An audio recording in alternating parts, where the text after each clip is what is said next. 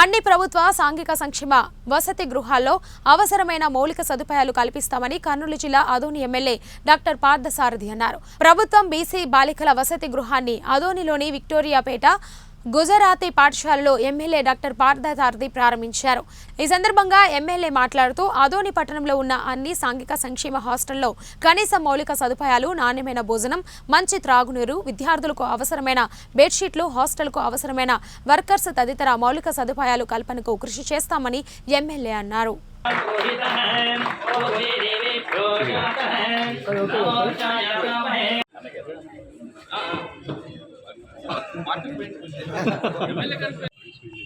Okay madam.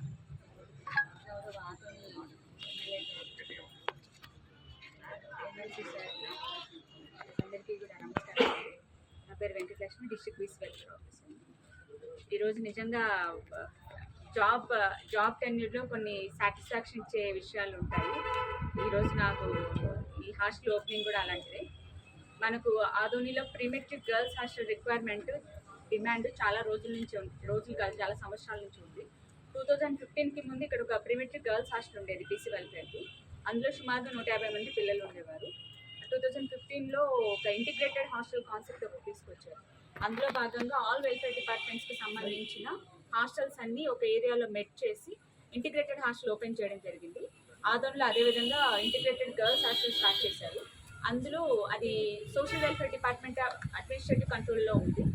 అందువల్ల BC welfare డిపార్ట్మెంట్కి and BC గర్ల్స్కి ప్రాంగణంలో ఈరోజు బాలికల వసతి గృహాన్ని ప్రారంభించడానికి విచ్చేసినటువంటి మన స్థానిక శాసనసభ్యులు డాక్టర్ పార్థసారథి గారికి, అలాగే district social welfare officer Venkata Narasimha గారికి, అలాగే డిప్యూటీ డిఓ గారికి, వెంకటరంగారెడ్డి గారికి, శ్రీనివాసు గారికి, అలాగే మిగతా హాస్టల్ నుంచి వచ్చేసినటువంటి వార్డెన్స్కు, అలాగే గుజరాత్ స్కూల్ వారు ఇచ్చినటువంటి సేవా దృక్పథం ప్రదర్శించినటువంటి ఆ సమాజ వారికి, మీడియా మిత్రులకు అందరికీ పేరు పేరున నా వందనాలు, స్వాగతవందనాలు.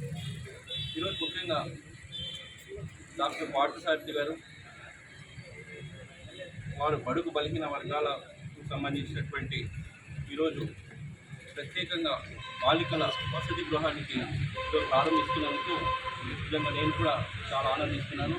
ముఖ్యంగా ఈ పశ్చిమ భాగాన నిరుద్యోగ సమస్యతో అవి పక్కన పెట్టేస్తే చదువుల విషయంలో ఈ రోజున చాలా వెనుకబడినటువంటి ఈ పరిస్థితుల్లో ఈరోజు హాస్టల్ రావడం ముఖ్యంగా గర్వించదగ్గ విషయం.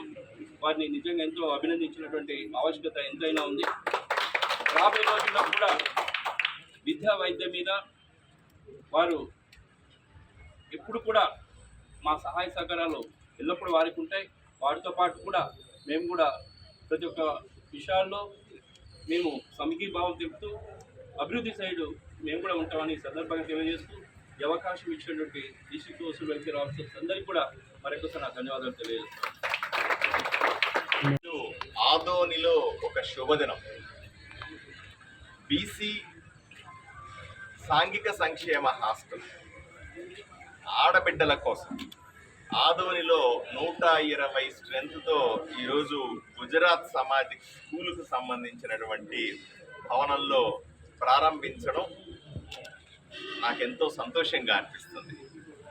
నాతో పాటుగా ఎమ్మెల్సీ గారు మధుసూదన్ గారు, అలాగే డిస్ట్రిక్ట్ వెల్ఫేర్ ఆఫీసర్ శ్రీమతి వెంకటలక్ష్మమ్మ గారు, అలాగే చలపతి గారు, శ్రీనివాసులు గారు, డిప్యూటీ డిఈఓ వెంకటరమణారెడ్డి గారు, వివిధ హాస్టళ్లకు సంబంధించినటువంటి వార్డన్లు ప్రమీలమ్మ గారు, మాదప్ప గారు, అలాగే విశ్వనాథ్ రెడ్డి గారు, వీళ్ళందరూ కూడా ఉన్నారు. అలాగే ఈ గుజరాతీ సమాజ్కి సంబంధించినటువంటి పెద్దలు, ఈ భవనాన్ని అద్దెకిచ్చిన దాతలు మాతో పాటుగా ఈరోజు ఈ కార్యక్రమంలో ఉన్నారు.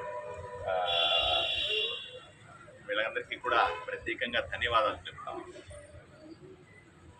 ఆదోనిలో నేను ఎమ్మెల్యే అయిన వెంటనే కొన్ని ప్రతిపాదనలు వచ్చినాయి. చాలామంది హాస్టల్లో సీటు లేదని నాకు అప్లికేషన్లు ఇవ్వడం, తల్లిదండ్రులు ఆడబిడ్డలు వచ్చి ఇవ్వడం చూశాను. అదే సందర్భంలో ఎన్నో విద్యార్థి సంఘాలు రోజు పత్రికల ముందుకొచ్చి హాస్టళ్ళు ఏర్పాటు చేయాలి, హాస్పిటల్లో వసతులను మెరుగుపరచాలా అనే డిమాండ్లతో ఆఫీసర్లు కలవడం, మీడియాలో రావడం కూడా విద్యార్థి సంఘాలు లేదా ఉపాధ్యాయ సంఘాలు డిమాండ్ చేయడం కూడా చేశాను. దీన్ని ఛాలెంజింగ్గా తీసుకుని నేను ప్రమాణ స్వీకారం చేసిన మరుసటి రోజునే నేను విజయవాడలో సాంఘిక సంక్షేమ సెక్రటరీ గారిని కలిశాను. ఏమంటే ఆదోనిలో ఈ రకమైన పరిస్థితి ప్రజల వైపు నుంచి, ప్రజా సంఘాల వైపు నుంచి